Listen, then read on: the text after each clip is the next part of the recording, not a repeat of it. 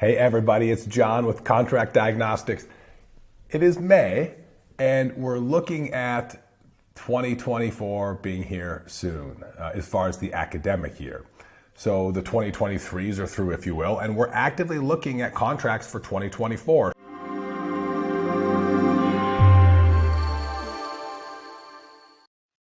If you are a new soon to be PGY3 or final year fellow, and you're looking at when should you start the process, I'll tell you from our experience at Contract Diagnostics, we used to see physicians start to interview in December and then start to get contracts in January or February. We would get busy January, February, March, April, and then we would kind of smooth out the rest of the year. Of course, August is usually a slower month here because that's when everyone's kind of July, August, September, starting new rotations and starting job searches potentially.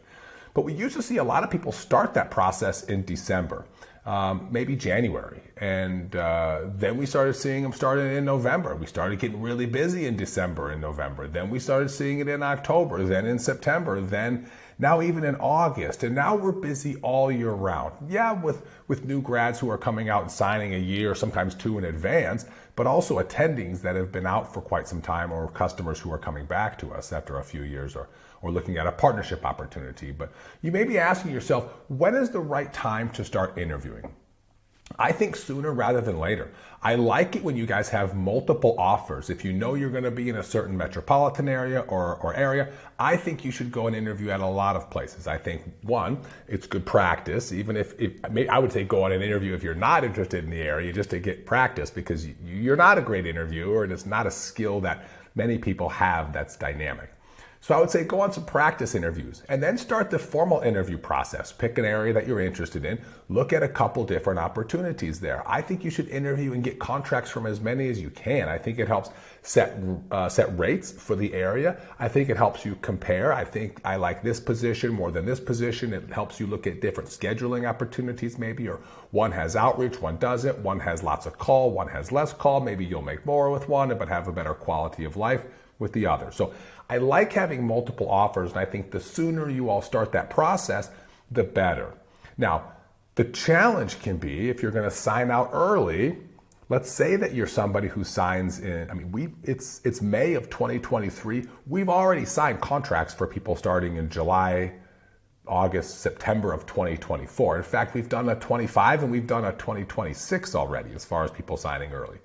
So know that I don't want to ever say it's too early, but do know that, of course, if you sign earlier, you kind of lock yourself out. So now you get all those emails from recruiters, or you might get telephone calls from a friend or from a colleague, and they may say, look, I got a great opportunity here, and maybe it looks better than what you have. Now, could you get out of the one that you signed?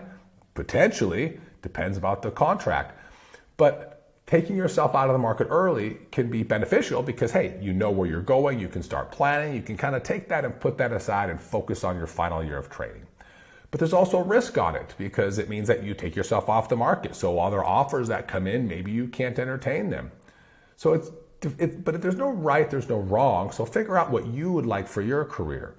Now going into a placement early does mean that maybe you'll be able to negotiate stipends. If you have a signing bonus, know the difference in the contract between a signing bonus and a commencement bonus. If you have a signing bonus, I would hope it was paid when you signed. If you have a commencement bonus or a starting bonus, of course, it would be paid when you started the employment or you commenced your employment. So look at those fine little languages and make sure that you all ask a lot of good questions around that. But having money, of course, up front might be beneficial as you go through your training. And if they can't do the signing bonus on signing, maybe they can fluctuate it over the course of the last year through a stipend plan. That's something that we see often. Now, another challenge is managing multiple offers. So let's say that you start looking in September or even now in May for next year.